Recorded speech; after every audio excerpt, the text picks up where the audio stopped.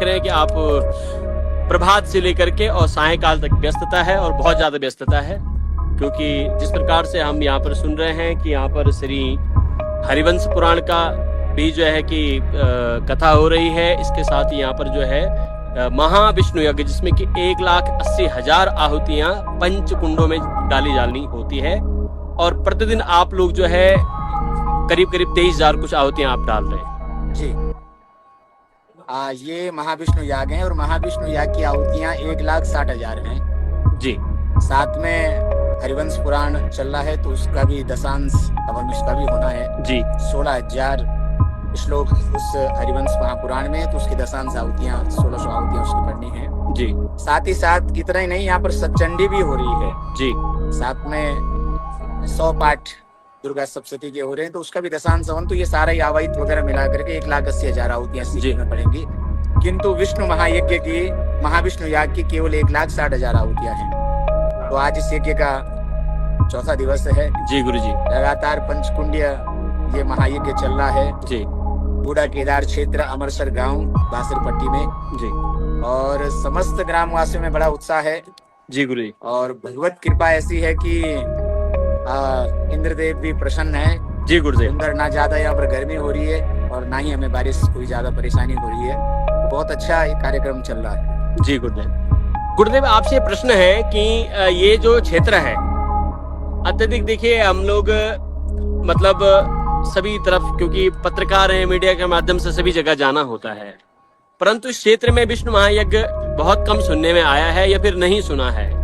इसके ऊपर आप कृपया थोड़ा सा प्रकाश डालें कि क्यों इस क्षेत्र में विष्णु महायज्ञ नहीं हुए हैं या क्यों नहीं होते हैं, अब तक क्यों नहीं हुए, क्या ये पहला यज्ञ है, क्या है, थोड़ा इस विषय में कृपया प्रकाश डालिए। नहीं, मैं ये तो नहीं कहूँगा कि पहला यज्ञ है जी।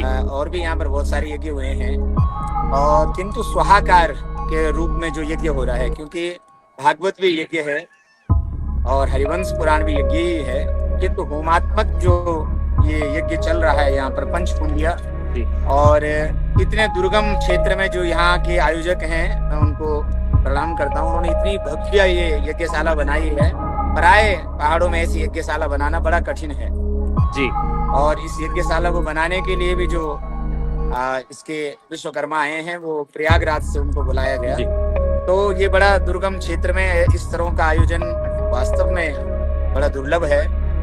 और प्राय अपने यहाँ पहाड़ों में पुराणों का वाचन ज्यादा होता है, कहीं पर 2 पुराण, कहीं पे 3 पुराण, कहीं पे 5 पुराण, अष्टादश पुराण भी होते हैं जी।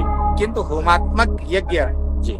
मैं समझता हूँ कि इस प्रकार का जो ये आयोजन है, इस प्रकार का जो एक विधिवत यज्ञशाला बना करके जी और यज्ञशाला के भीतर 5 कुंडों का निर्माण करके जो ये हो रहा है, ये मैं समझता हूँ कि मेरी जानकारी में पहला है।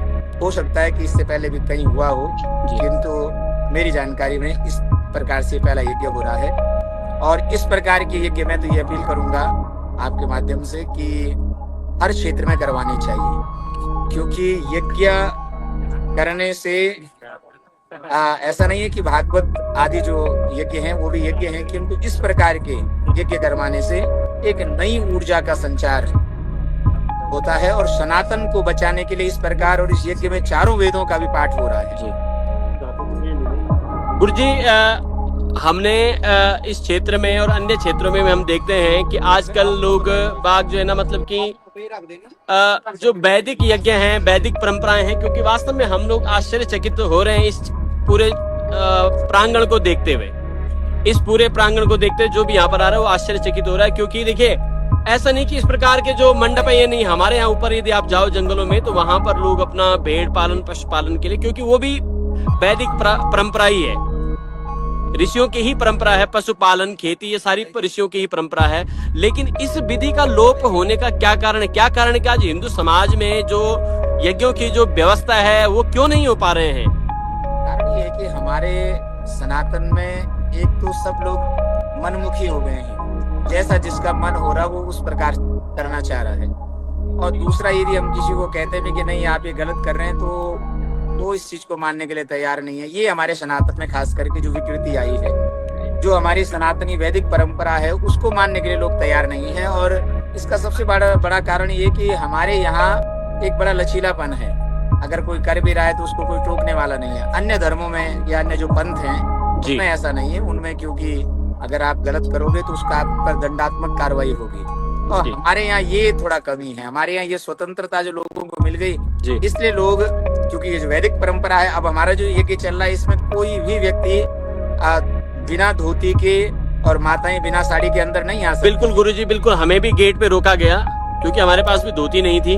ये सनातनी हमारी परंपरा है जी। यहाँ अंदर कोई, और ऐसा हमारे सनातन में लोग, अब जो नई पीढ़ी है वो चाहती है कि जो हमारी स्वतंत्रता है जी। वो बनी रहे, हम इस तरह के, इसलिए मैं समझता हूँ इनका लोप हो रहा है। किंतु ये जो यहाँ अमरसर ग्रामवासियों ने जो ये यज्ञ किया है, इससे एक नया संदेश समाज में जाएगा, और जो नए बच्चे इस चीज को देख रहे हैं वो जरूर इसकी तरफ आकर्षित हो रहे हैं कि वास्तव में ये वैदिक परंपराएं हमारे सनातन में हैं, और इन वैदिक परंपराएं जब तक रहेंगी तभी ही सनातन जीवित रहेगा।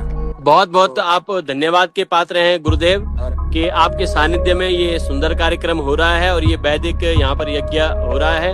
आप और आपकी पूरी टीम जो है बहुत बधाई की पात्र है। मैं आपसे एक छोटा सा प्रश्न करेंगे उसके बाद, क्योंकि आपका भी समय हो रहा है, आपको हम ज्यादा विलंबित नहीं करेंगे।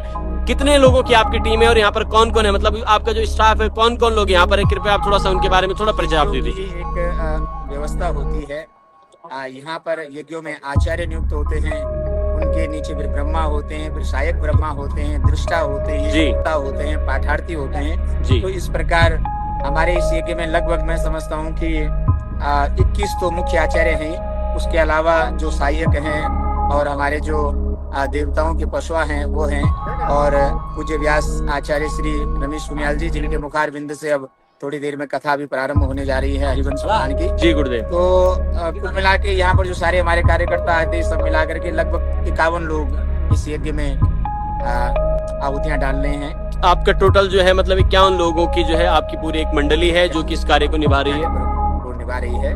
ठीक है गुरुदेव, बहुत धन्यवाद, आपने इतनी जानकारी दी। आप अपना यज्ञ प्रारंभ कीजिए, उसके बाद हम आपके ब्रह्मा जी से और आपके आचार्य जी से भी और आपके अन्य जो भी आपकी दृष्टा और जो भी आपने बताया उन सबसे हम एक एक करके बात करेंगे। तो ठीक है, अभी आप अपना यज्ञ प्रारंभ कीजिए, फिर हम दोबारा आपसे मुलाकात करते हैं। तब तक के लिए एक ब्रेक।